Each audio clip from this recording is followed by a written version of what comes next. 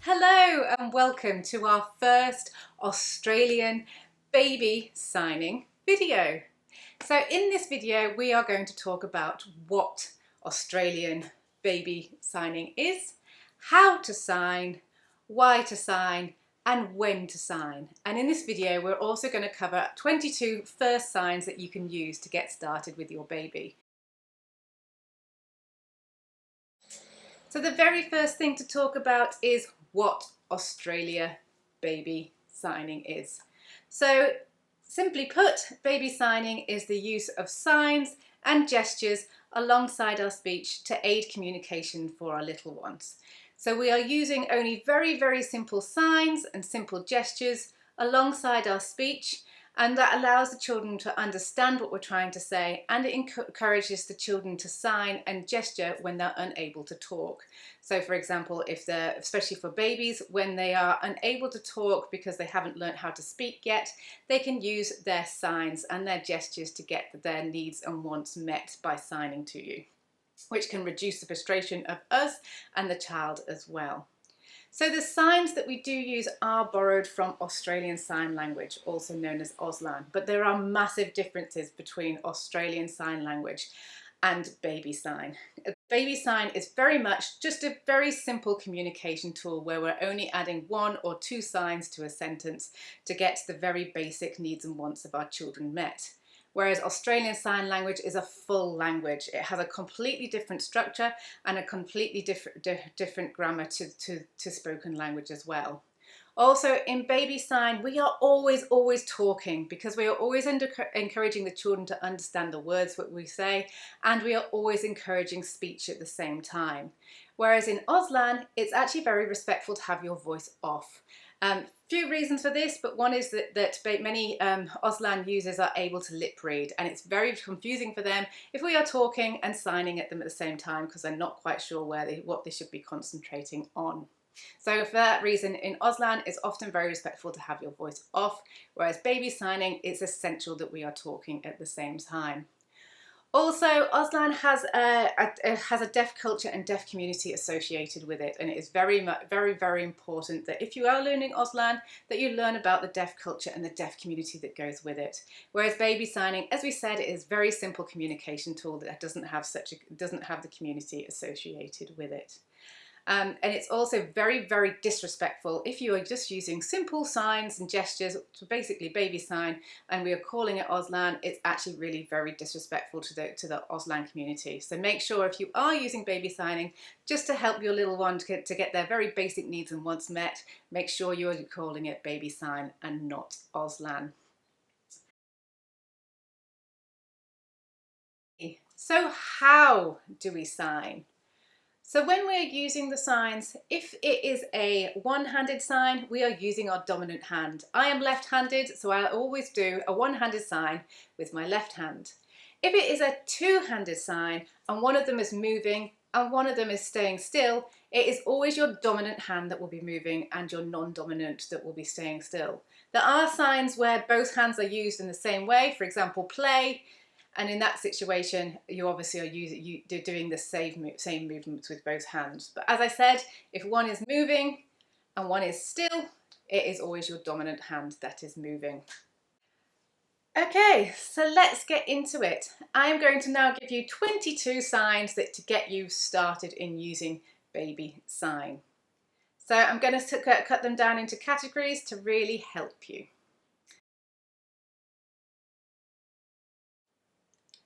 So the first category I'm going to do is family signs. So the first one is mum, probably one of the most important signs. So in Australian Sign Language, the sign for M is down on your hand. It is your ring, middle and pointer finger on your palm, and this is the sign for mum. So for mother, for older children, they tap it down here. But for little ones, for mummy, it is on your forehead and you tap twice. And this is the sign for mummy. So the next sign is dad or daddy or father. So in this, you get your middle fingers and your pointer fingers, dominant hand on top. you place it there and you tap twice. So this is if you hold them just like this is the sign for F, and tapping twice is the sign for father. So we also do this for the sign for dad or daddy. There is another sign that can be done up on your forehead as well, but that can be really confusing for little ones, especially when they first start signing. They don't have that dexterity and often do it with a fist or a flat hand, and therefore to separate the different locations really aids your understanding of who that child is asking for. So the next family member is sister. So for sister, we are going to hook our pointer finger of our dominant hand, place it on our nose and tap it twice. And this is the sign for sister. So the next one is the sign for brother. So for brother, we get our fists, we put them together and we rub them up and down like it's kind of like brothers butting heads and fighting. So this is the sign for brother. So as well as the family signs, I'm just going to show you some that I associate with family, which is love. So get your flat hands, place them on your chest and cross them. And this is the sign for love. And the other thing that I often do as a family is we often cuddle. So for cuddle, all you're going to do is just hug yourself and do the sign for cuddle.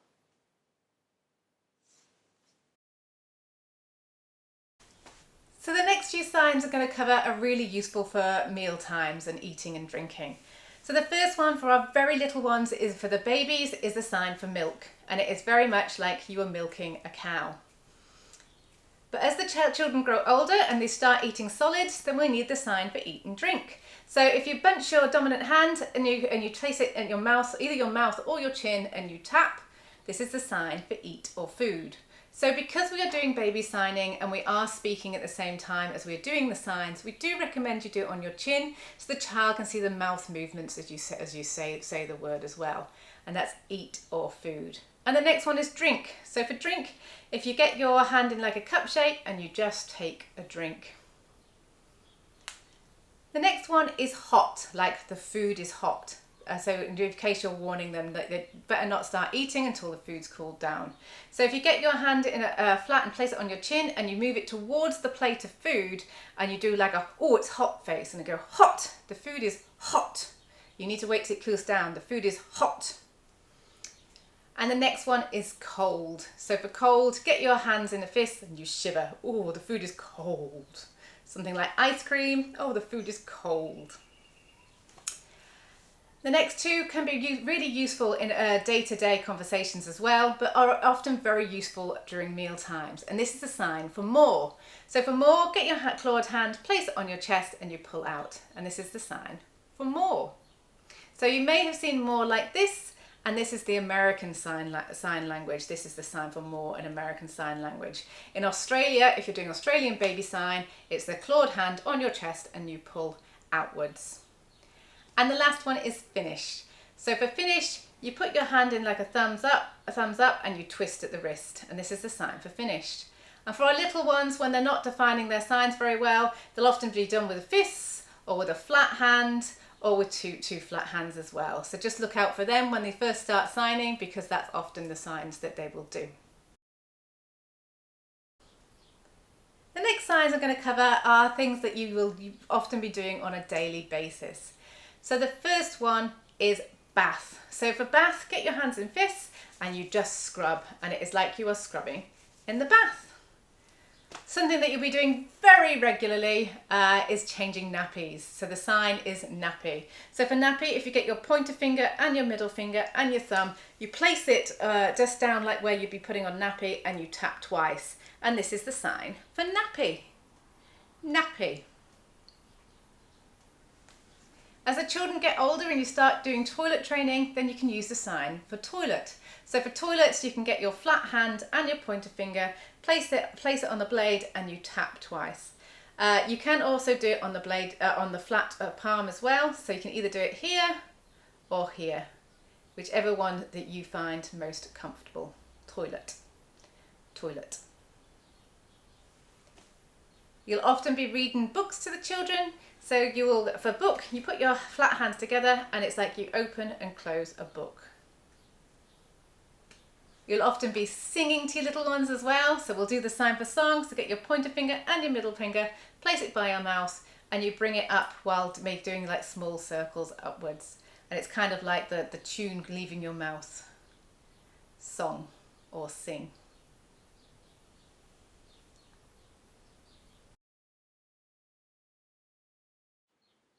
And the last set of signs are signs that you can do during play, like things like tummy time. So for the first one is the sign for play. So if you get your hands flat, palms facing upwards, and you do outward circles. So people often struggle with this one, and we kind of think it's like either skipping with a rope or with like juggling. But yet palms are facing upwards and they are outward circles, and this is the sign for play. So while they're playing, they'll often need help getting an object or something like this. So get your hand flat, bend it, place it on your hand, and then move it from you to the person that needs help. Or if you want the child to help you, you do it from the child to yourself. So it's in the direction of the person that needs help. So if the child needs help, it's from you to the child. If you want the child to help you, it's from the child to you. Help. And the last one is toy. So for toy, if you get your little finger and your thumb extended, and then you twist at the wrist, and it's like a spinning top toy is what we kind of think of it like. And this is the sign for toy. And one that we often have is the sign for ball. So for ball, get your clawed hands and you place them together and you sort of tap them twice, and it's kind of forming the shape of a ball. So when we're doing signs where it relates to like physical objects, it really helps to have a physical object there. So say for example, when you introduce the sign for ball, make sure that there is a ball in their field of vision, and you can pick up the ball and say, look, it's a ball, place it down, and then do the sign, oh, it's a ball, and then pick up the ball again. The same with eat and drink. Make sure you have some food that is in their vision so they know what you are talking about, because that's what they need to start forming a concrete understanding of the word and the sign that you are doing. So thank you very much for listening. If you would like a poster, or if you would like some baby sign flashcards, please do head to our website at sunshinesignandsing.com.au and check out our baby signing product. We also have a sign dictionary as well if we haven't covered a word today that you want to use. And we are going to start doing a range of videos that are going to talk through more of those routine signs. So say for example, we'll be sitting down with a child and we'll show you how to use those signs in the day during your daily routine, during nappy time, during bath time, during playtime, book time and song time as well. So do please come back and check our videos as we release them. If you have enjoyed this video, do like and subscribe so you can be informed when the next set of videos come up. So as I said, thank you very much for joining us, and if you are looking for more signs, do check out our website again, sunshinesignandsing.com.au. As we say, we've got baby signing products and a sign dictionary that is free for you to use, and then if you want to, you can always buy a subscription and create your own posters as well. So go and check that out. Thank you very much for listening. Bye!